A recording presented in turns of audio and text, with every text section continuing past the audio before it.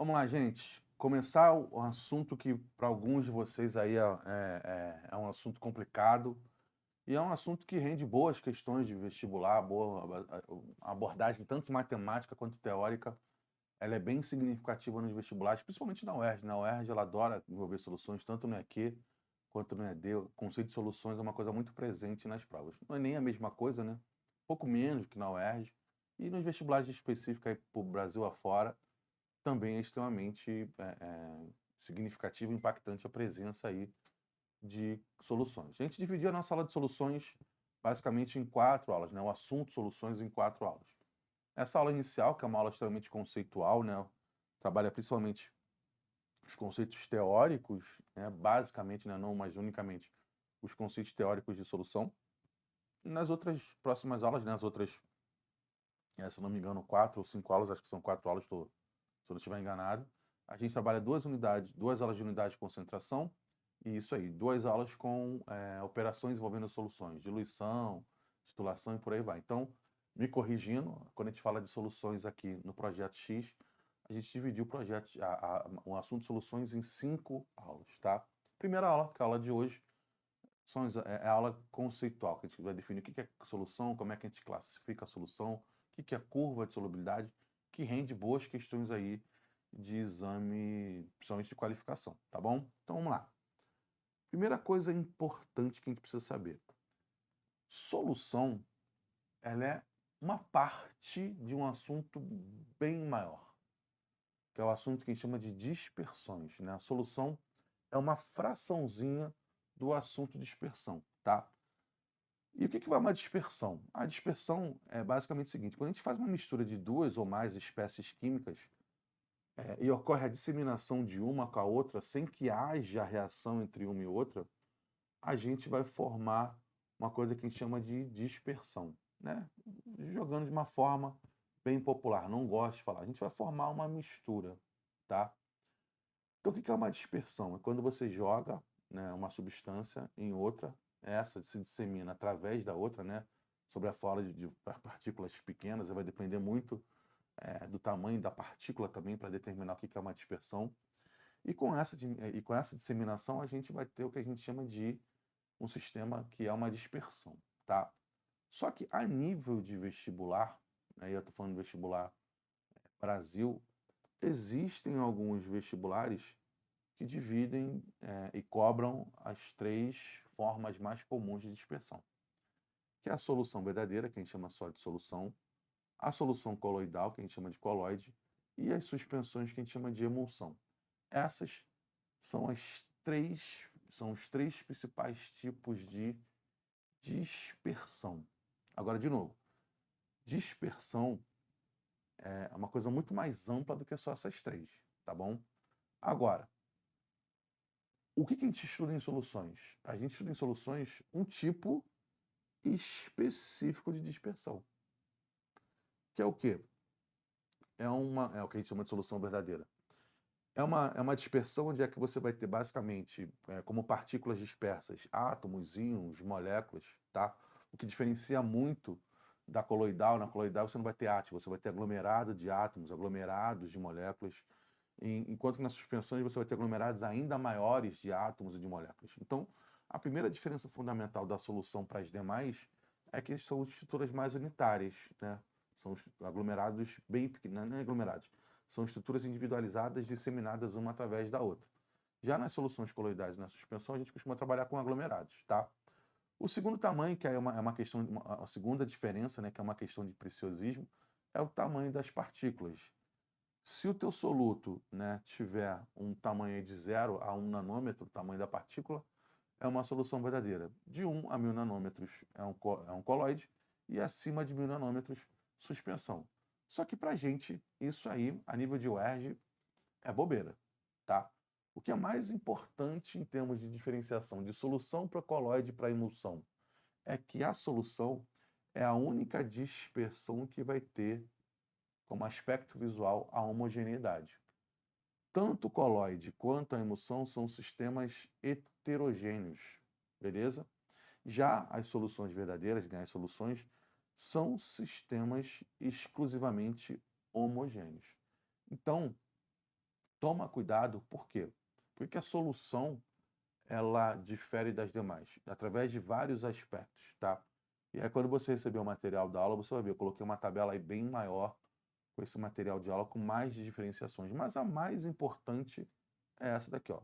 Soluções são sistemas homogêneos, são dispersões homogêneas. As demais, por serem aglomerados mais grosseiros, né, por serem aglomerados maiores, elas tendem a ter o caráter heterogêneo, tá bom? E aí, sabendo disso, a gente pode dizer o seguinte: toda dispersão, a substância que está sendo disseminada vai ser chamada de disperso. Enquanto que aquele meio, né, da disseminação, né, o quanto cara que está sendo serve de meio de espalhamento da outra, de disseminação da outra, é o que a gente vai chamar de dispersante e dispergente. Grava esse conceito. Uma dispersão é disperso mais dispersante. Que, quando a gente falar exclusivamente de soluções, a gente leva isso para outro caminho. Qual o caminho? Vamos lá. Falando especificamente de soluções, que é a realidade de UERJ. São misturas homogêneas, acabei de falar, aonde o disperso vai ser chamado de soluto. E o dispersante vai ser o que a gente vai chamar de solvente. Lembra que eu falei que dispersão é disperso mais dispersante? Solução é soluto mais solvente. Dispersão é disperso mais dispersante. Solução é soluto mais solvente. Beleza? E aí, qualquer sistema homogêneo formado pela mistura de substâncias vai ser classificado como uma solução. Beleza? Soluções essas que podem ser as mais diferentes possíveis. Por exemplo, solução aquosa de cloreto de sódio, que a gente chama de salmoura. Sal mais água. Um exemplo mais clássico. Sal e água. O sal é o soluto e a água é o solvente. O sal é o cara que está sendo dissolvido, é o cara que está sendo disperso, enquanto que a água é o meio de disseminação, ele é o nosso dispersante, ele é o nosso solvente. É claro que a gente tem que tomar cuidado, que eu estou falando de sistemas homogêneos, né? A água, ela não é o sal, desculpa, ele não é infinitamente solúvel na água, existe um limite. E esse limite a gente vai ver mais para frente, que a gente vai chamar de coeficiente de solubilidade. Mas se eu tenho um sistema homogêneo entre água e sal, onde você tem, sei lá, 1 litro de água e uma pitada de sal, o sal é o soluto, a água acaba sendo o nosso solvente, tá bom? Ah, Léo, eu aprendi que o soluto é sempre o cara que está em menor quantidade. Nem sempre. Isso não é necessariamente um conceito verdadeiro, não, tá? Se, por exemplo, se eu tiver 2 gramas de, sei lá, 2 gramas de gás hidrogênio com 2 gramas de gás hélio, e aí? 2 gramas de hidrogênio com 2 gramas de gás hélio, primeira coisa, os dois são gases. E a gente sabe que mistura entre gases é sempre um sistema homogêneo. Beleza. Quem é soluto e quem é solvente? Hidrogênio é o soluto, hidrogênio é o solvente.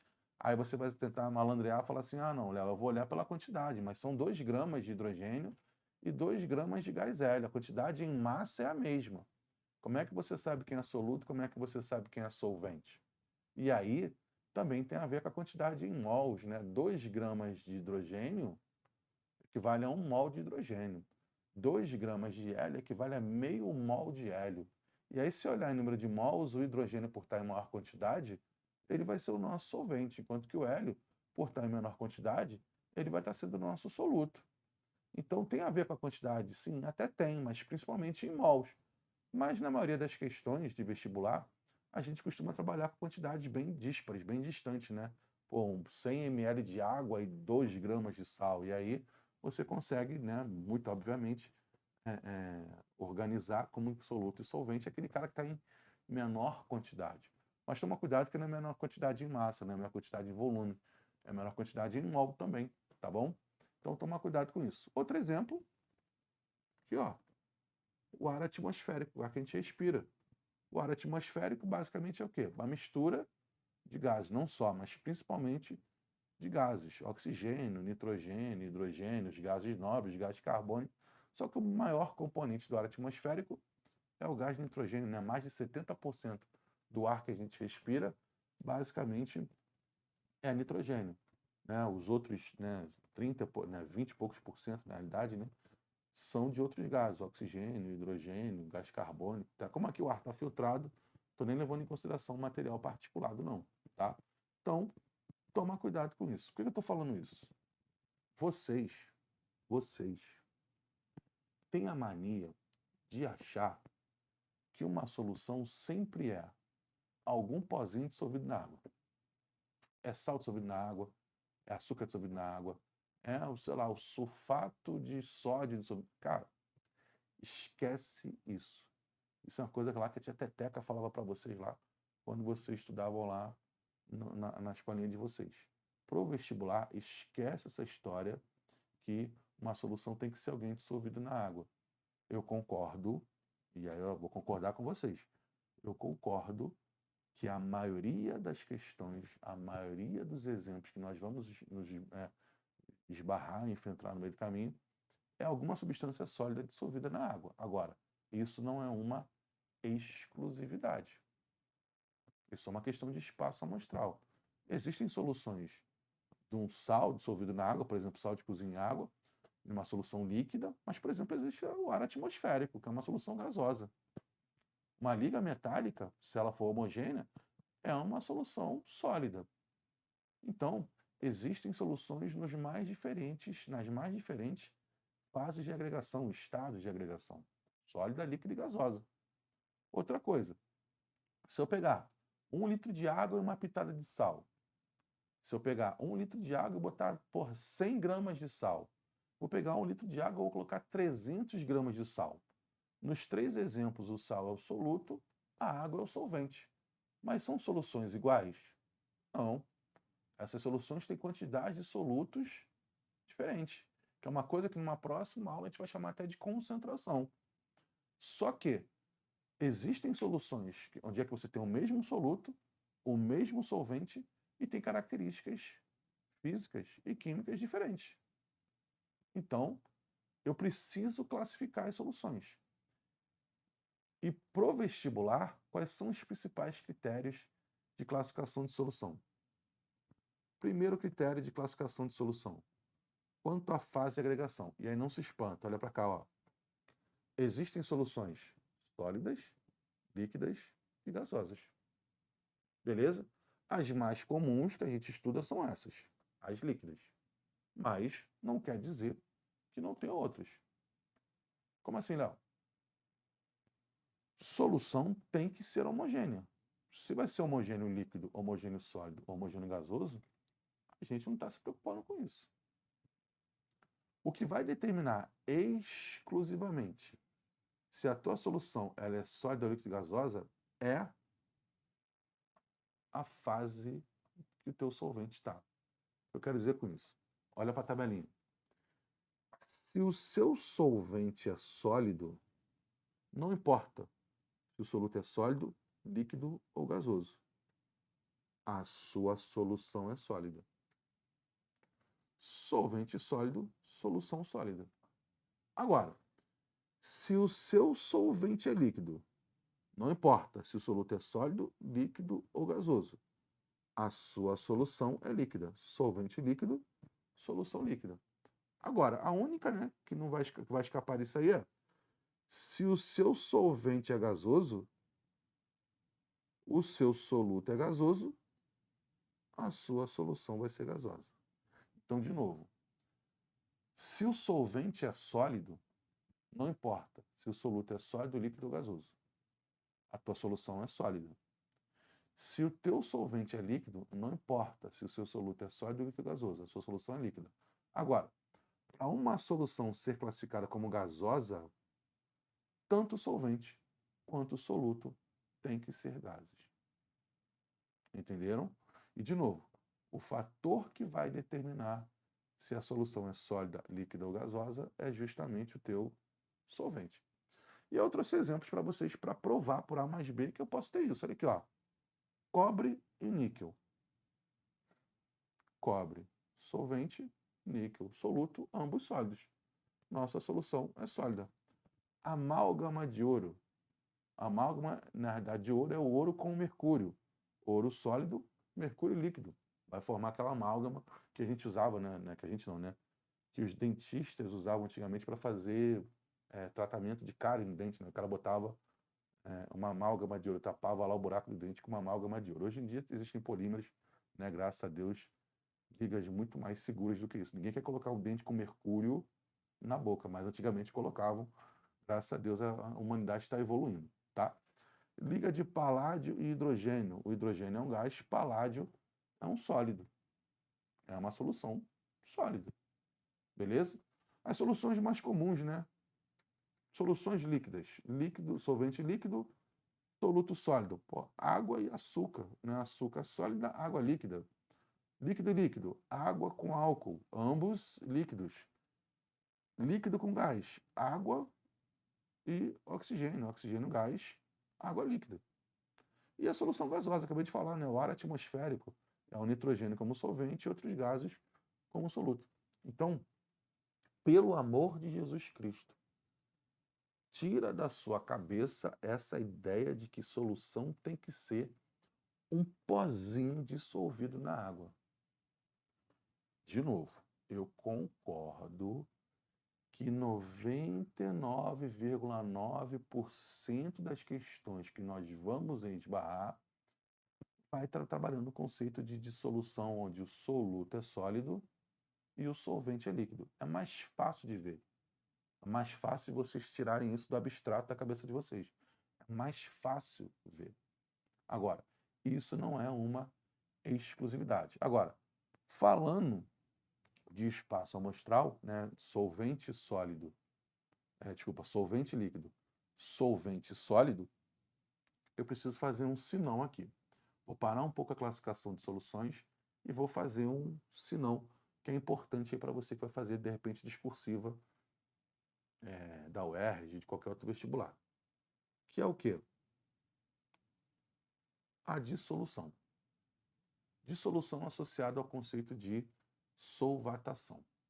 O que vai ser dissolução? Acompanha comigo aí. Ó. Dissolução é o processo que ocorre quando as moléculas do solvente bombardeiam as moléculas periféricas do soluto sólido. E aí estou naquele espaço amostral que eu falei, ó, solvente sólido, soluto líquido. Então, o que vai ser a dissolução? É quando as moléculas desse teu solvente líquido vão bombardear a superfície, basicamente a partícula periférica do teu soluto, que é o sólido. Arrancando isso daí, deixando essas partículas dispersas, separadas, né? Dissolvendo, que é o processo que a gente vai chamar de solvatação. Olha, o que é a solvatação? A solvatação é quando uma partícula do soluto ela é arrancada e ela fica rodeada pelas moléculas do teu solvente. De novo, o que é a dissolução? É quando você pega, de repente lá, uma barra de sabão. Barra de sabão tem a superfície de contato. Quando você começa a jogar água nessa barra de sabão, essa barra de sabão começa a fazer o quê? Ela começa a sumir. Ela começa a sofrer a dissolução. Você começa a tirar aquela camada superficial, né, aquelas partículas periféricas do sabão, e essas partículas do sabão fatalmente vão para a água. E quando elas estão em água, dispersas, elas estão sofrendo esse processo de solvatação, que é lá a partícula lá do sabão envolvida pelas partículas de água, que é basicamente isso aqui. Para e respira comigo aqui, ó. Coloquei aqui, ó, a representação da molécula de água, H2O, beleza? A água a gente sabe que é uma substância polar, né? Tem um polo negativo, tem um polo positivo, né? Por questão de eletronegatividade. A água é uma substância polar. E coloquei, por exemplo, um cristal de NaCl, né? Um cubo lá de NaCl. Quando essas moléculas de água começarem a bater na superfície desse sal, elas vão começar a arrancar essas partículas periféricas. Partículas essas quais? O íon Na+, e o íon Cl-. Esses íons Na+, e Cl-, eles vão começar a ser envolvidos, rodeados pelas moléculas de água, que no caso aqui é o nosso solvente. Olha para cá.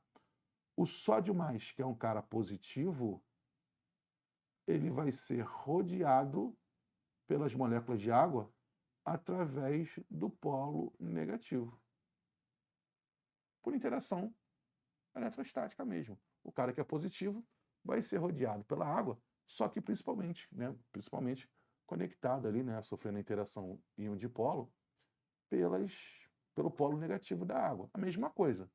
Já o cloreto, que é o íon negativo do sal, ele vai ser rodeado pelas moléculas de água, mas pelos polos, sofrendo interação pelos polos positivos. Isso é o que a gente chama de solvatação. A solvatação é o envolvimento, né, é o rodeamento das partículas do soluto pelas partículas do solvente. Beleza? Agora, Léo, eu nunca vi isso cair desse jeito na UERJ. Também nunca vi. Então o que você está falando? Estou falando por um simples motivo. Essa solvatação, essa maior ou menor dissolução, ela está condicionada a alguns fatores. E esses fatores já caíram na prova da UERJ, como já caíram em outros vestibulares. Quais são os fatores, né, os processos que vão ajudar ou vão até atrapalhar a dissolução? Primeiro fator, eu acho muito óbvio, a concentração. Vamos lá. Quanto maior for a concentração, por exemplo, de uma solução, a solvatação de um outro soluto acaba se tornando mais difícil. Eu quero dizer com isso. Vamos lá. A dissolução ela vai ser tanto mais intensa quanto mais diluída for a solução. Lembra lá, o que vai ser uma solução diluída? Esquece diluída porque a gente não viu esse conceito ainda, mas o que é uma solução? A gente não viu por definição, né? Mas o que é uma solução diluída? É quando você tem uma quantidade muito pequena de soluto, uma quantidade muito grande de solvente, né? Fazer uma analogia boba, né? O suco forte e o suco fraco, né? O suco forte ele está bem concentrado e o suco fraco ele está mais diluído. Sim ou não? Quanto mais diluído está a tua solução, para você solvatar um soluto é mais fácil. O que eu quero dizer com isso? Se eu for dissolver açúcar em água pura, a solvatação vai ser uma. Se eu for dissolver açúcar numa água, por exemplo, que tem sal, a solvatação vai ser menor. Por quê? Parte das moléculas de água já vão estar comprometidas na solvatação do sal. Logo, vai dificultar a solvatação, por exemplo, do açúcar. Então, quando eu falei de concentração, eu quero dizer o seguinte: quanto mais diluída for a sua solução, mais fácil é solvatar alguém. Quanto mais concentrada é a tua solução, mais difícil é solvatar um próximo alguém. Então, a concentração é um fator que vai acabar influenciando na dissolução, fatalmente na solvatação das tuas substâncias, do teu soluto, tá bom? Segundo fator que é importante para isso, óbvio, é o estado de subdivisão, o estado de subdivisão dos sólidos, o estado de agregação. Quanto mais agregado tiver o teu sistema, mais difícil é dissolver esse cara. Quanto menos agregado tiver o sistema, mais fácil é dissolver esse cara. E aí eu vou fazer uma outra analogia boba. O que é mais fácil dissolver? O sabão, desculpa, o sal refinado, né? Tá em pozinho, ou o sal grosso? Sal refinado e sal grosso. Qual que você acha que dissolve mais facilmente, mais rapidamente? É lógico que é o sal refinado. Por quê? Por ele estar com um estado de agregação menor, né, a subdivisão do sólido ali é menor, mais fácil é solvatar, mais fácil é você envolver partículas menores. Enquanto que a partícula grande, né, por exemplo, o sal grosso, você precisa tirar mais partículas periféricas para poder acessar as partículas que estão mais no interior desse teu sal. Então acaba ficando mais difícil solvatar e dissolver partículas, né, solutos que estão aglomerados muito grandes, muito grosseiros. Quanto mais refinado, quanto mais subdividido, mais fácil é dissolver. Vou fazer um raciocínio bobo que você vai entender. Isso vai ser importante para frente. Alguns de vocês, no café da manhã, costumam tomar achocolatado lá, né? Vocês pegam lá um copo de leite e vos jogam o achocolatado. Pensa das duas formas. Você vai pegar lá o teu copo lá de leite, né, a mesma quantidade de leite, em 2 copos. No primeiro você vai colocar chocolate em pó, né, um achocolatado em pó, e no segundo você vai colocar uma barra de chocolate. e você vai começar a mexer. Qual dos dois você vai dissolver mais rápido? Pô, é lógico que é achocolatado em pó. Por quê? Ele está mais subdividido. Se ele está mais subdividido, a solvatação e a dissolução dele, ele é mais facilitado. Tá bom? Ela é mais facilitada. Tranquilo? E por último, né, mas não menos importante, que é para mim de todos, é tão óbvio quanto é a temperatura, né? Quanto maior a temperatura, geralmente mais intensa é a solvatação do teu soluto. Beleza? Lembra lá, o que é a temperatura? É o grau de agitação das moléculas. Beleza? Moléculas agitando mais, elas colidem mais, elas se chocam mais, elas interagem mais, logo eu tenho uma solvatação mais intensa. Então, os três fatores importantes para dissolução, e é de novo, pelo amor de Deus, quando eu estou falando de dissolução, é de um soluto sólido e um solvente líquido, que é a maior parte do espaço amostral das nossas questões. Mexer em algum desses fatores acabam influenciando numa maior ou menor dissolução, entenda-se, solvatação desse teu soluto. De boa? Tranquilo? Vamos lá. Continuando a classificação das soluções, a gente vai para a natureza do soluto. E da mesma forma lá que o estado de agregação era determinado pela a fase que o solvente estava, né? Aqui na natureza do soluto, que vai determinar se a nossa solução ela é iônica ou molecular, é exclusivamente o soluto. Então vamos lá. O que vai ser uma solução molecular? Quando as partículas dispersas são moléculas. Então, por exemplo, açúcar. Açúcar, glicose, é uma substância molecular, né? Faz ligação covalente. Então, ela não vai estar dispersa na forma de íon, vai estar dispersa na forma de moléculas. Então, é uma solução molecular. Agora, se o seu soluto, quando sofrer a dispersão, ele gerar íons, você vai ter uma solução iônica. E aí toma cuidado que vocês costumam cometer um erro muito grave aqui. Alguns de vocês costumam dizer o seguinte: se o soluto é iônico, a solução é iônica. Perfeito. Soluto iônico, soluto, né, predominantemente iônico, a solução é iônica. Perfeita. Porque quando você pega sal de cozinha e coloca em água, por ele ser iônico, ele vai sofrer a separação dos íons, né?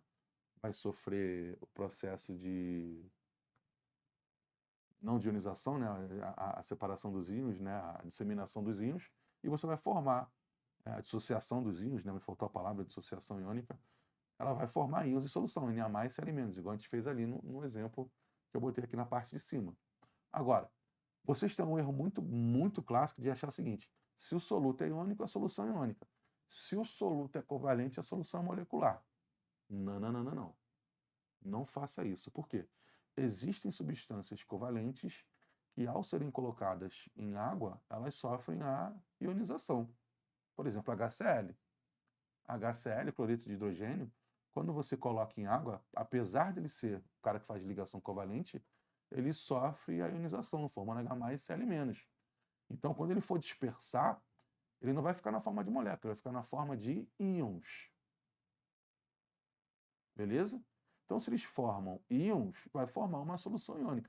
Então, por isso que eu fui bem enfático aí quando eu coloquei para vocês. Quando é que a solução molecular? Quando as partículas dispersas são moléculas. Quando é que a solução iônica? Quando as partículas dispersas são íons. Íons esses que podem ser provenientes de íons, né, de compostos iônicos, ou através de compostos moleculares, covalentes.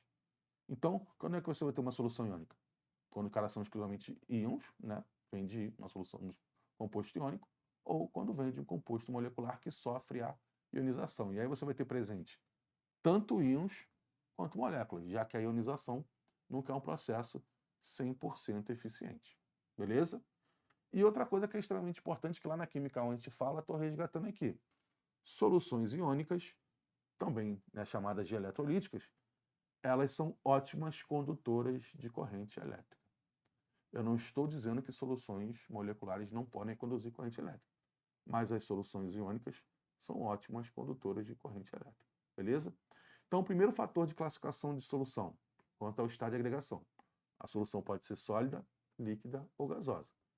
Segundo critério de classificação de uma solução, quanto à natureza do soluto, a solução pode ser molecular ou a solução pode ser iônica. Mas esses são critérios que às vezes o vestibular deixa um pouco de lado. O terceiro critério, não.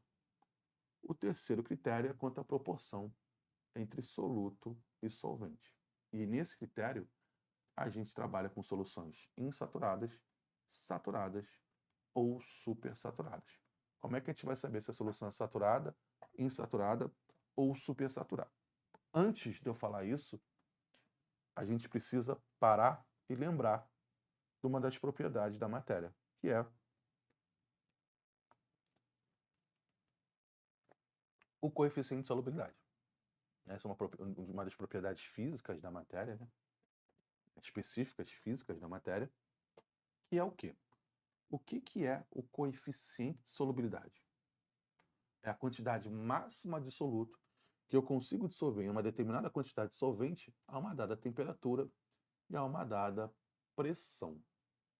E aí, vou voltar para a história do achocolatado, por exemplo. Tá? E também vou dar outro exemplo, por exemplo, o suco, por exemplo. Né? Sei lá, você vai preparar o refresco de caju. Você pega lá o caju, né? Pega lá o líquido caju, né? A solução de caju, né? Concentrada, joga lá dentro da água, você faz uma solução e você vem e adoça com açúcar. Você vai colocando açúcar. Só que chega um determinado ponto que se você errar a sua mão, tu coloca açúcar demais.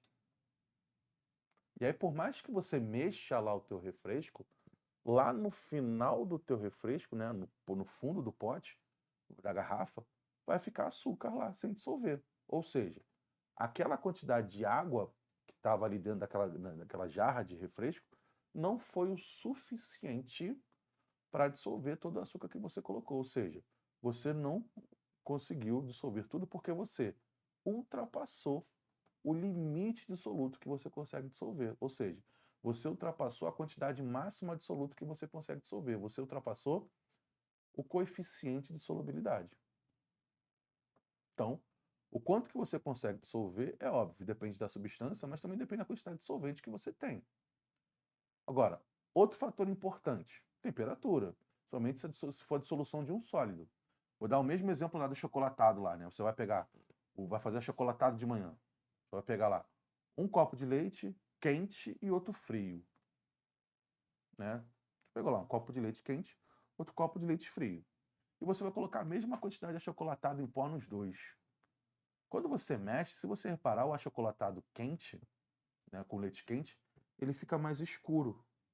A gente vai dizer que ele ficou mais forte, né? Ficou mais encorpado. Já com leite frio, ele fica com uma cor mais clara, né? E fica com aquelas bolinhas de chocolate sobrenadantes.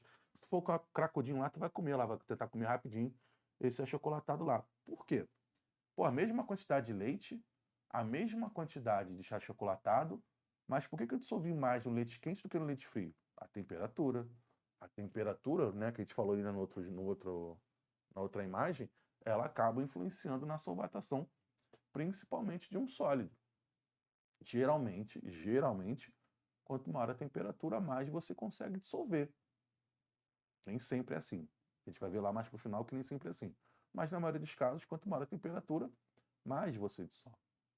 Ah, Léo, e a pressão? A pressão é mais para gases, né? Quanto maior a pressão, geralmente mais você consegue dissolver. A temperatura atrapalha a dissolução, a disseminação dos gases, mas o aumento da pressão facilita a disseminação desses gases. Então, vamos analisar isso aí. Então, vamos lá. O que é o coeficiente de solubilidade?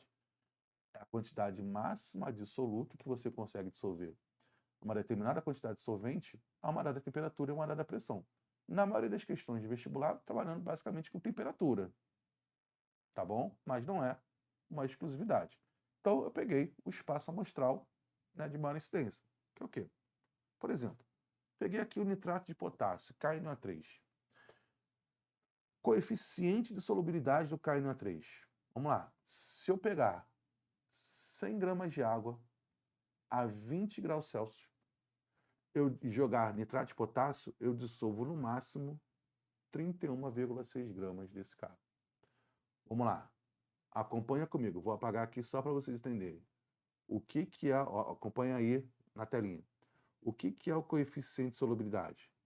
É a quantidade máxima de um soluto que eu consigo dissolver de uma determinada quantidade de solvente a uma dada temperatura. De novo, se eu pegar 100 gramas de água a 20 graus Celsius, eu consigo dissolver no máximo 31,6 gramas do nitrato de potássio. Só que a gente não pode esquecer que o coeficiente de solubilidade ele está diretamente associado à temperatura. Ou seja, se eu pegar as mesmas 100 gramas de água, só que agora a 40 graus Celsius, no caso do nitrato de potássio, eu dissolvo 45,8 gramas do mesmo sal. Não mudei a quantidade de água, continua sendo 100 gramas. E pelo simples fato de eu ter mudado a temperatura de 20 para 40 graus Celsius, eu consegui dissolver uma quantidade maior desse sal. Achocolatado com leite quente dissolve mais do que achocolatado com leite frio. Então, o coeficiente de solubilidade está diretamente associado à temperatura do sistema, tá bom? E aí, essa relação entre soluto e solvente vai gerar as mais diferentes relações matemáticas para a gente. Vamos lá. Vou dar 3 exemplos aqui. Primeiro exemplo, 3 possibilidades, todas elas a 20 graus Celsius, ou seja, trabalhando com esse coeficiente de solubilidade. Primeira possibilidade, se eu adicionar 20 gramas de nitrato de potássio em 100 gramas de água, quanto que eu vou dissolver? Vamos lá, qual é a quantidade máxima? 31,6 em 100 gramas de água a 20 graus Celsius. Pô, se eu jogar 20, eu vou dissolver quanto? 20. Ou seja, ainda podem ser dissolvidos 11,6 gramas do KNO3. De novo, meu limite é 31,6. Se eu jogo 20, eu dissolvo 20 e tem espaço para dissolver mais 11,6. Beleza? Então eu não cheguei ao limite de solubilidade. Grava esse conceito que mais para frente a gente vai entender isso melhor. Beleza? Agora, num segundo momento, e se eu botar exatamente 31,6? Se eu botar exatamente 31,6, vou me afastar aqui para não ficar na frente para vocês aí, ó. Se eu botar exatamente 31,6 nitrato de potássio em 100 gramas de água a 20 graus Celsius, eu vou dissolver tudo. E não tem espaço para dissolver mais nada. Eu cheguei ao limite que esse solvente consegue comportar. Agora, se eu jogar 40, eu vou dissolver 31,6 e 8,4 vão para o fundo do recipiente, ou seja, 8,4 gramas foram adicionados além, a mais, do que o coeficiente de solubilidade. E aí vamos lá, vamos pensar no refresco, né? Refresco adoçar ou refresco? Você colocou menos açúcar do que deveria. Ficou, não gosto de usar esse termo, mas você não entender, ficou fraco. Colocou a quantidade exata, o suco ficou bom. Tem açúcar na proporção, a quantidade certinha. Ah, coloquei açúcar demais. Alguns gramas de açúcar vão para o fundo do recipiente. É só uma analogia. Eu fiz aqui com nitrato de potássio. Se eu colocar menos do que o coeficiente de solubilidade, abre espaço para eu dissolver ainda alguma coisa. Se eu colocar a exata quantidade, eu não tenho espaço para dissolver mais nada. E se eu colocar mais do que o limite, mais do que o coeficiente de solubilidade, olha para cá, me perdi aqui, ó, foi mal? Quando eu vou ultrapassar e parte disso vai virar o que a gente vai chamar de corpo de fundo. Sabendo do conceito de coeficiente de solubilidade, eu posso agora determinar o que é uma solução saturada, o que é uma solução insaturada e o que é uma solução supersaturada. Vou estabelecer esse valor aqui de coeficiente de solubilidade, tá bom? Nitrato de potássio a 20 graus Celsius em 100 gramas de água. O que vai ser uma solução insaturada? Vamos lá. Exemplo 1. A 20 graus Celsius, se eu jogar 2 gramas de nitrato de potássio em 100 gramas de água, Eu consigo dissolver tudo? Sim. Pô, olha a minha quantidade máxima, 31,6. Eu consigo, em 100 gramas de água a 20 graus Celsius, dissolver no máximo 31,6 gramas de sal. Pô, se eu jogar só 2, eu dissolvo tudo. E ainda existe espaço para dissolver 29,6, que é justamente a diferença aí do 31,6. Ou seja, eu não cheguei ao meu limite de saturação. Ou seja, eu estou criando uma solução insaturada, que a gente vai chamar de diluída. Tá bom? Isso é um exemplo. Outro exemplo. Se nesses mesmos, né, nessas 100 gramas de água, né, a 20 graus Celsius, eu jogar 30, eu vou dissolver tudo? Vou. O meu limite é 31,6, está aqui, ó. O meu limite é 31,6. Eu vou dissolver quantos? 30, e tem espaço para dissolver o quê? Mais 1,6. Nos dois exemplos, eu cheguei ao limite, que é 31,6? Não. Nos dois exemplos, eu não cheguei ao limite de saturação. Ainda sobrou espaço na água para dissolver ainda mais nitrato de potássio. No primeiro caso, eu chamei de uma solução diluída, e no segundo caso, eu vou chamar de uma solução concentrada. Tanto a solução diluída quanto a solução concentrada são soluções insaturadas. O que é uma solução insaturada? É quando a massa do teu soluto dissolvido na amostra é menor do que o teu coeficiente de solubilidade. Tá bom? Então, se o meu limite é 31,6, joguei 2 é menor. Se é 31,6 o limite, eu joguei 30 é menor. Ainda existe espaço para dissolver. Só tomar cuidado com uma coisa. Pô, olha, como é que eu vou saber que é diluída, como é que eu vou saber que é concentrada? Aí tem a ver com a quantidade que está dissolvida. Se a quantidade dissolvida estiver bem longe do limite, 31,6, 2 está longe pra caramba, é diluída. Agora, 30 para 31,6 está próximo. Não é o limite, mas está próximo do limite. Então você vai dizer que ela é uma solução o quê? Concentrada. Então a diferença da solução diluída para a solução concentrada é ambas são insaturadas. Só que na diluída, a quantidade de soluto está longe do limite de saturação, está longe do coeficiente de solubilidade, enquanto que na concentrada vai estar mais próxima do coeficiente de solubilidade. Não chegou, mas está próximo. Tá bom? Beleza? Isso é uma solução insaturada. A massa de soluto dissolvida é menor que o coeficiente de solubilidade. Agora, quando é que a gente vai ter uma solução saturada? Estou obedecendo aí no mesmo parâmetro aí do nitrato de potássio a 20 graus Celsius. O que vai ser uma solução saturada? Exemplo 1. Se eu pegar 100 gramas de água a 20 graus Celsius e jogar 31,6, sendo o limite 31,6, quanto que você vai dissolver? 31,6.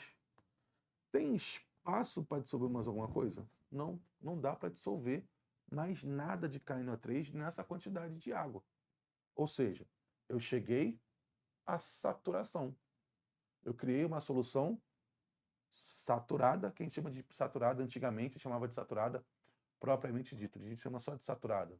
Eu estou exatamente no coeficiente de solubilidade. Eu coloquei a exata quantidade, que aquela exata quantidade de água naquela temperatura dissolve. Beleza? Agora, tem outro exemplo. Se eu jogar 40, né, que a gente até falou no outro slide, se eu jogar 40, eu vou dissolver quanto? 31,6.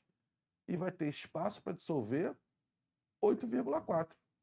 Ou melhor, e 8,4 que você colocou não vai dissolver, eles vão para o fundo. Lembra que eu falei, fazendo analogia ao açúcar a mais que você colocou? Aqui você colocou mais nitrato de potássio que aquela quantidade de água comportava. Comporta quanto? 31,6. Coloquei 40, vou dissolver quanto? 31,6. 8,4 vão descer, não vão dissolver. E aí você vai formar uma solução que a gente chama de saturada com corpo de fundo. O que é uma solução saturada? É quando a massa do soluto que você coloca é igual ou maior que o coeficiente de solubilidade. Só tem que tomar cuidado com uma coisa, e isso aí é uma coisa que me incomoda. Essa aqui é uma classificação que me incomoda muito, mas eu estou usando a classificação que o vestibular usa. Tanto o primeiro exemplo, que você tem 31,6 em 100 gramas de água, quanto no segundo exemplo, que você tem 40 em 100 gramas de água, a quantidade dissolvida é exatamente a mesma, 31,6. Vocês conseguem entender isso? Tanto no primeiro exemplo quanto no segundo exemplo, qual é a quantidade de nitrato de potássio dissolvida? 31,6. Só que aqui, ó, não sobrou nada para ir para o fundo, e aqui sobraram 8,4 gramas para ir para o fundo. Eu não gosto disso aqui, mas é o jeito que o vestibular trabalha. Para mim, uma solução saturada é quando a massa dissolvida é exatamente o coeficiente de solubilidade. Sobrando, indo para o fundo ou não, não importa. Mas o que é importante você saber, que tanto na saturada propriamente dita, quanto na solução saturada com corpo de fundo, a massa dissolvida é exatamente a mesma. Que é qual? O limite de saturação, que é o coeficiente de solubilidade. Tranquilo? Beleza? E por último, mais ou menos importante, mas não tanto quanto incomum no vestibular, a solução a gente chama de supersaturada. E aqui que vai ser uma solução supersaturada. Aí, ó, peguei os dois valores de parâmetro aí de coeficiente de solubilidade de nitrato de potássio, a 20 e a 40, beleza? Vamos construir um conceito para você entender. Vamos supor que você a 20 graus Celsius vai jogar 41,6 gramas de nitrato de potássio e 100 gramas de água.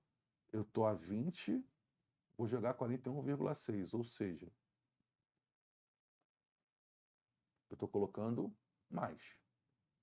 Beleza? Tranquilo? Suave? Quando você jogar, você só vai conseguir dissolver no máximo 31,6, ou seja, 10 gramas que você colocou a mais não vão dissolver. Elas vão virar corpo de fundo. É uma solução saturada com corpo de fundo. Dissolvi 31,6, desses 41,6 que eu coloquei, 10 estão lá no fundo. Só que a gente falou que o coeficiente de solubilidade depende da temperatura. Vamos supor que eu pego esse sistema saturado corpo de fundo e comece a aquecer até 40 graus Celsius.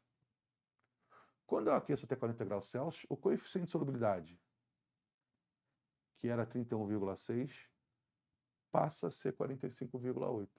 Ou seja, aqueles 10 gramas que estão no fundo, eles vão dissolver. O limite para 40 graus Celsius é de 40,8. E você colocou 41,6, ou seja, aqueles 10 que eram corpo de fundo, eles vão dissolver. E você vai formar até uma solução insaturada. 41,6 é menor do que 45,8. Então, eu estou no sistema insaturado. Ou seja, olha para cá, eu tinha um sistema que era saturado de corpo de fundo, visualmente até heterogêneo, e fui aquecendo até dissolver aqueles 10 gramas. Formei um sistema homogêneo. De boa? Só que, depois que eu dissolver esses 10 a mais, a 40 graus Celsius, eu vou desligar o aquecimento. Eu vou esperar resfriar. E aí vamos supor que ela resfriou até 20 graus Celsius. O que você espera que aconteça quando a temperatura chega a 20 graus Celsius? Poxa, Léo, como o limite de coeficiente de solubilidade é 31,6, e tinha 41,6 dissolvido, eu espero que os 10 gramas voltem a ser sólido. Só que tem substâncias que isso não acontece. Ou seja, você tem mais dissolvido do que aquela temperatura permite. Ou seja, você tem um sistema supersaturado. É mais do que a temperatura permite. Como assim, Léo? Pô, de novo, a 20 permite 31,6. Pô, e eu estou com 41,6 dissolvidos. Então, se não houver precipitação, você cria um sistema de supersaturação. Só que o sistema de supersaturação, que visualmente é homogêneo, ele é extremamente instável. Eu quero dizer com isso, né? A massa absoluta está maior.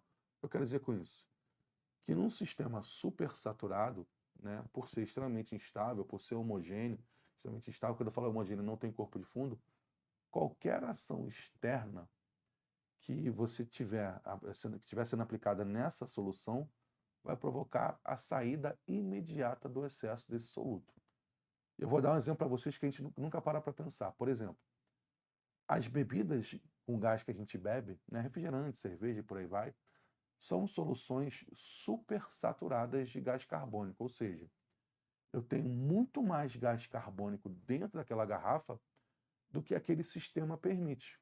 Só que quando você pega lá a garrafa de refrigerante e olha, e ela nunca foi aberta antes, você não vê as bolinhas de gás. O gás está lá dissolvido na água, né? O gás soluto, né? O líquido solvente. É um sistema supersaturado. Quando você aperta a garrafa está até dura. Só que quando você abre a tampa, né? Você roda lá a tampa, imediatamente você faz o gás sair. O eu quero dizer com isso? Quando você abriu a tampa, você provocou a tal ação externa. E nessa ação externa que você aplicou, por o sistema ser extremamente instável, todo o excesso de gás ele vai querer sair. Ou seja, ele imediatamente sai da tua solução. E você vê aquele barulhinho do gás saindo. Então, soluções supersaturadas são soluções extremamente instáveis, são homogêneas, extremamente instáveis, aonde qualquer ação externa, imediatamente você vai ter a saída do excesso desse soluto. Se o soluto for um gás, no caso do refrigerante, ele sobe. Mas se o soluto fosse um sólido, ele ia fazer o quê? Decantar. E aí ele ia virar um precipitado, né? Ele ia virar fase sólida de um sistema que ficaria visualmente heterogêneo. Você voltaria a ter uma solução saturada, observando aí o precipitado no final. Tá bom? Beleza? Então vamos lá. Solução insaturada. Quantidade de soluto dissolvido é menor que o coeficiente de solubilidade. Solução saturada. Igual, se for igual, saturada propriamente dita, se for igual, maior, saturada com corpo de fundo. E a supersaturada é maior, só que homogêneo, extremamente instável, onde qualquer ação externa vai provocar a saída imediata desse excesso de soluto. Tá bom? E esses são os 3 critérios principais de classificação de solução no vestibular. Associado ao estudo de soluções, a gente precisa falar de um outro conceito que é a curva de solubilidade. O que é a curva de solubilidade? É o gráfico que indica a variação do coeficiente de solubilidade em função da variação de temperatura. Então, a nível de vestibular, uma curva de solubilidade basicamente é um gráfico que vai relacionar temperatura com o quanto que você consegue dissolver, temperatura com o coeficiente de solubilidade. E aí, ó, eu escolhi esse gráfico aqui de 3 substâncias X, Y e Z, onde você percebe a variação da solubilidade em função da variação de, sal torto aí, ó, muito torto, em função da variação de temperatura. Como é que a solubilidade do sal, né, das substâncias X, Y e Z, vão variar em função da temperatura? Então, vamos lá. Vou estipular 2 temperaturas. Primeira temperatura a 10 graus Celsius. Vou olhar aqui, ó, para esse parâmetro. Então, ó, vou olhar para cá, ó. 10 graus Celsius. A 10 graus Celsius, qual é o coeficiente de solubilidade da substância X? É nesse ponto. Beleza? Esse ponto aqui é o ponto da substância X a 10 graus Celsius. Isso quer dizer, mais ou menos, é claro que os valores não estão exatos, mas isso quer dizer mais ou menos, sei lá, não é 20, não é 10, botei aí, ó, 15 gramas do X em 100 gramas de água. Ou seja, a 10 graus Celsius, se eu pegar, né, 100 gramas de água a 10 graus Celsius, para a substância X, eu consigo dissolver no máximo 15 gramas de água, de X. Se eu pegar 100 gramas de água a 10 graus Celsius, eu dissolvo no máximo 15 gramas de X. Ou seja, o que a curva de solubilidade mostra para a gente? O coeficiente de solubilidade. Só que, por exemplo, para a substância Y, na mesma temperatura, qual passa a ser o coeficiente de solubilidade? Outro. Que para mais ou menos aí eu chutei aí 34 gramas do sal em 100 gramas de água a 10 graus Celsius. A mesma coisa vale para Z. Para Z, ó, essa mesma temperatura, o coeficiente de solubilidade vai ser mais ou menos de 20 gramas em 100 gramas de água a 10 graus Celsius. Só que a gente falou que o coeficiente de solubilidade ele muda de acordo com a temperatura. Por exemplo, se eu escolher para as mesmas substâncias, só que agora a 30 graus Celsius. Se você olhar, a curva de X vai vir para cá. Ou seja, você dissolve menos de X com o aumento da temperatura. Nesse caso aí, ó, pelo gráfico, e aproximando 8 gramas em 100 gramas de água a 30 graus Celsius. Já para Y, esse valor aumenta. Não aumenta tanto, mas aumenta. De 34 para 35. De novo, eu estou aproximando esses nossos valores aí. E para I e para Z, o valor dá uma aumentada significativa. Vai de 20 para 46. E de novo, eu estou aproximando os valores. Então, a gente viu isso. O coeficiente de solubilidade é um fator que depende da temperatura. Mudei a temperatura, principalmente para os sólidos, eu mudo o coeficiente de solubilidade. Tá bom? Só que aí vamos lá. Eu acho que isso é uma informação muito óbvia que qualquer candidato de vestibular consegue tirar de boa de uma curva de solubilidade. O coeficiente de solubilidade, que temperatura, quanto que você dissolve do cara em tantos gramas de água. Geralmente, por referencial, a gente usa 100 gramas de água. Por isso que eu não coloquei aqui, ó, na curva de solubilidade, no eixo das ordenadas, essa escalinha aí, tá? Essa legenda aí, tá bom? Agora, o que eu posso dizer em relação de perguntas que podem surgir disso aí? Primeira coisa, qual é o sal mais solúvel? Eles perguntam assim, qual é o sal mais solúvel? Por exemplo aí, X, Y e Z. Qual é o sal mais solúvel? Aí vai assim, pô, olha, é o Z. Não, depende. Depende da temperatura. Não quero dizer com isso. Dependendo da temperatura, um cara vai ser mais solúvel do que os outros. Mas se eu mudar a temperatura, outro cara passa a ser o mais solúvel. Então, se o cara te perguntar quem é o mais ou menos solúvel, a primeira pergunta que você tem que fazer é qual é a temperatura que você quer isso. Por quê? De novo, se você olhar a 10 graus Celsius, o sal mais solúvel é o Y. O sal menos solúvel, o X. Só que se você olhar a 30 graus Celsius, o sal mais solúvel passa a ser o Z. E o sal menos solúvel continua sendo o X. Então, se ele te perguntar qual é o mais ou menos solúvel, a primeira pergunta que você tem que se fazer é: a que temperatura? Segunda pergunta muito clássica, que eu acho importante vocês terem isso aí. Qual das substâncias X, Y, Z, né, o sal ou não, X, Y, Z, sofre a maior influência da solubilidade, da maior influência da temperatura na solubilidade? Se você olhar, ó, o X, nesse intervalo de temperatura, de que eu estipulei aí de 10 a 30, ele sofre uma variação de 5 gramas. Aqui, ó.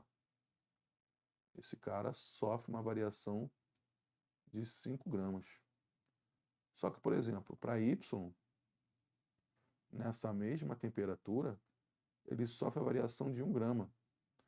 Enquanto que o Z, nessa mesma faixa de temperatura, ele sofreu uma variação de 26 gramas. Pô, de 15 para 8, diminuiu 5.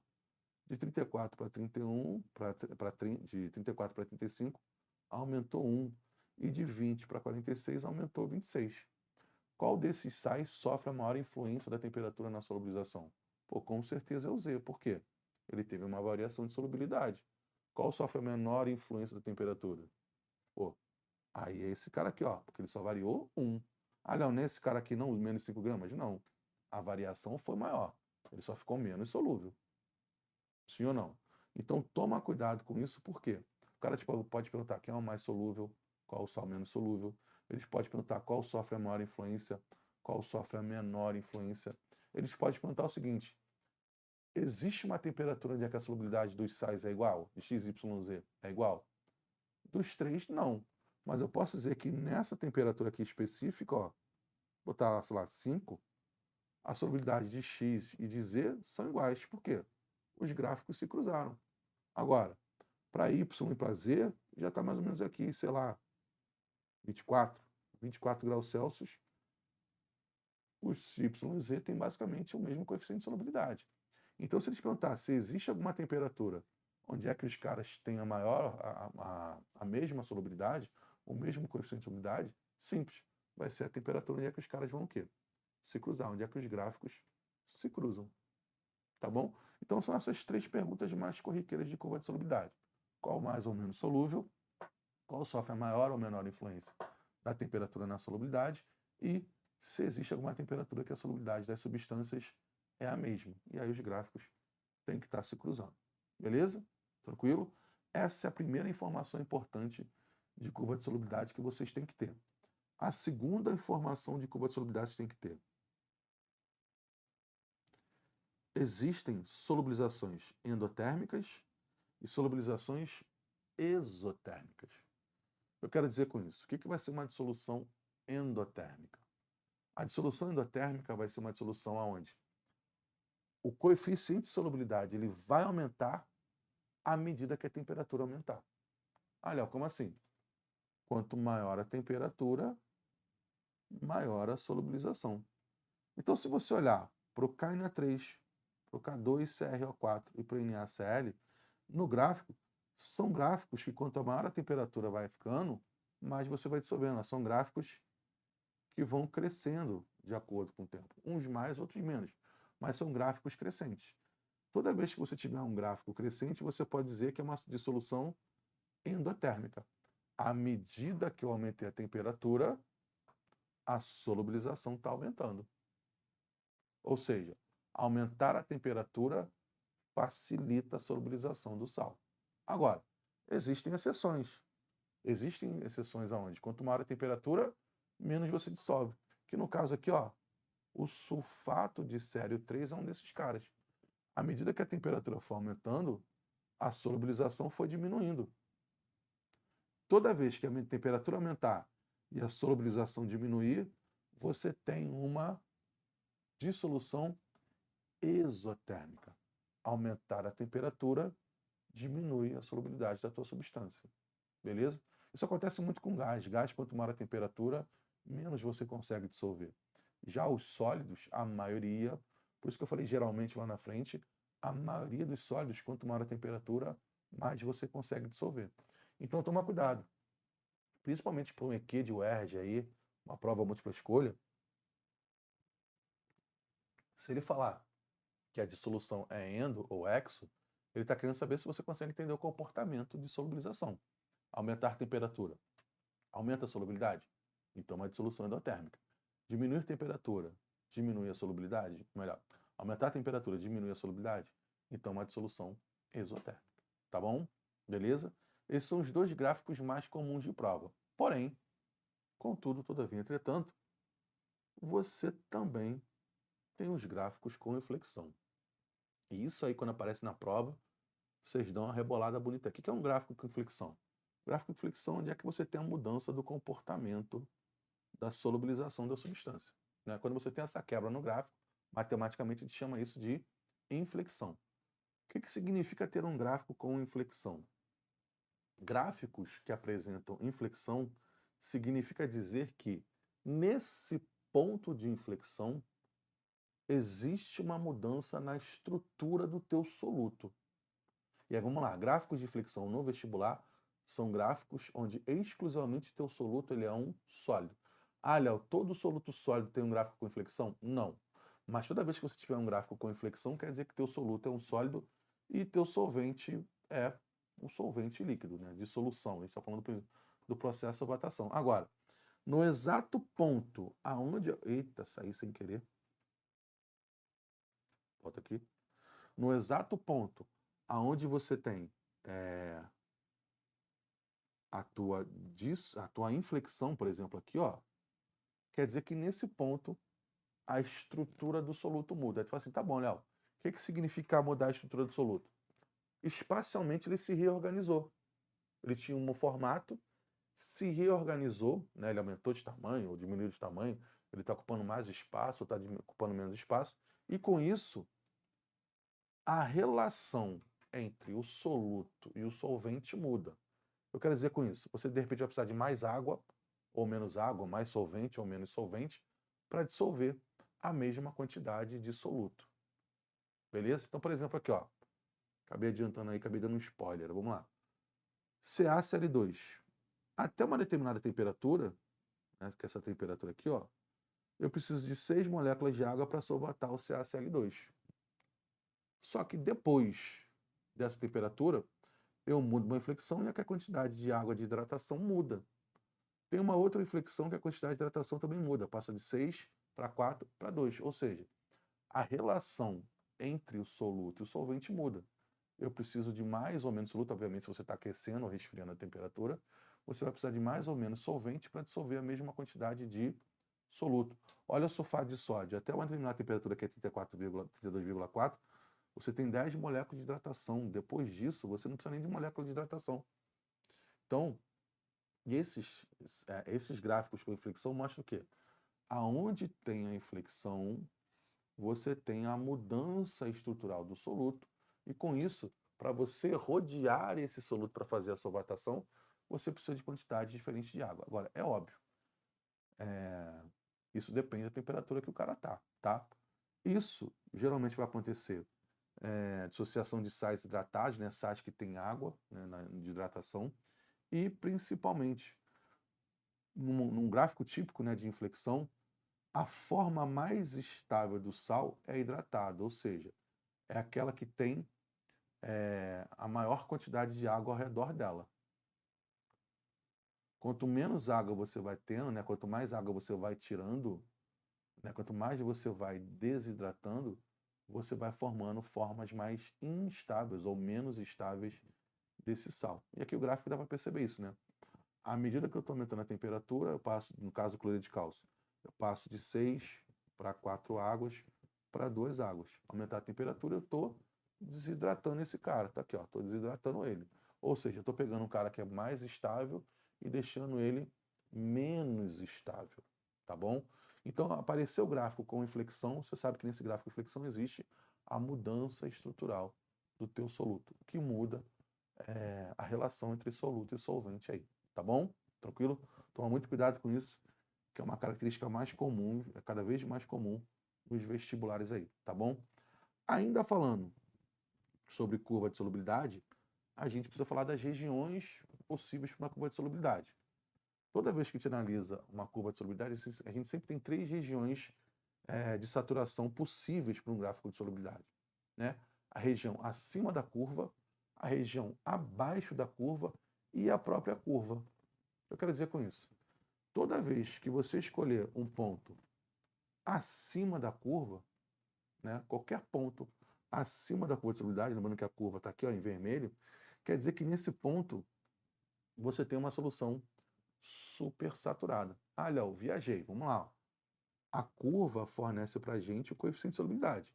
Então, por exemplo, a 60 graus Celsius, para essa substância KNO3, né, para o KNO3 a 60 graus Celsius, o coeficiente de solubilidade dele está em torno aí de 110, tá? Só jogando para cá.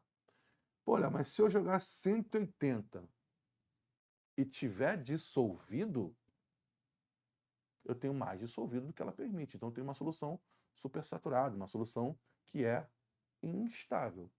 Agora, se eu tiver exatamente em cima da curva, se eu tiver exatamente em cima da curva, eu vou ter a quantidade dissolvida absoluta exatamente igual ao coeficiente de solubilidade, ou seja, eu tenho uma solução saturada. Agora, se eu tiver qualquer ponto abaixo da curva, eu tenho menos dissolvido do que a saturação. De novo, a saturação é 110. Aqui, por exemplo, sei lá, estou jogando 20. Pô, estou dissolvendo 20, eu ainda posso dissolver 110. Então tem espaço para dissolver ainda 90. Então tem uma solução o quê? Insaturada. Então, por exemplo, o ponto Z aqui é um ponto de uma supersaturação para o nitrato de potássio a 20 graus Celsius. O Y, saturada, está dissolvida a quantidade certa, e o X está o quê? Insaturado. Então, qualquer ponto que eu escolher acima da curva, eu estou escolhendo um ponto de supersaturação, um ponto de instabilidade. Qualquer ponto que eu escolha abaixo da curva, eu estou escolhendo um ponto de insaturação. E qualquer ponto acima da curva, né, acima não, né, em cima da curva, né, exatamente na curva, eu tenho uma solução saturada. Tá bom, gente? Grava isso. Isso é importante porque também é cada vez mais comum nas provas aí, principalmente exame de qualificação, para fazer essa análise, tá bom? E com isso aí, a gente fecha a nossa aula conceitual de soluções, né? A gente definiu classificação de solução, o que é solução, curva de solubilidade e as análises críticas aí dos gráficos de curva de solubilidade, tá bom? Próxima aula a gente começa a falar já de unidade de concentração, né? Não deixem de pegar aí o conteúdo, fazendo os exercícios aí, para poder enfatizar tudo aí, fixar tudo que a gente falou na aula de hoje, tá bom? Até a próxima aí.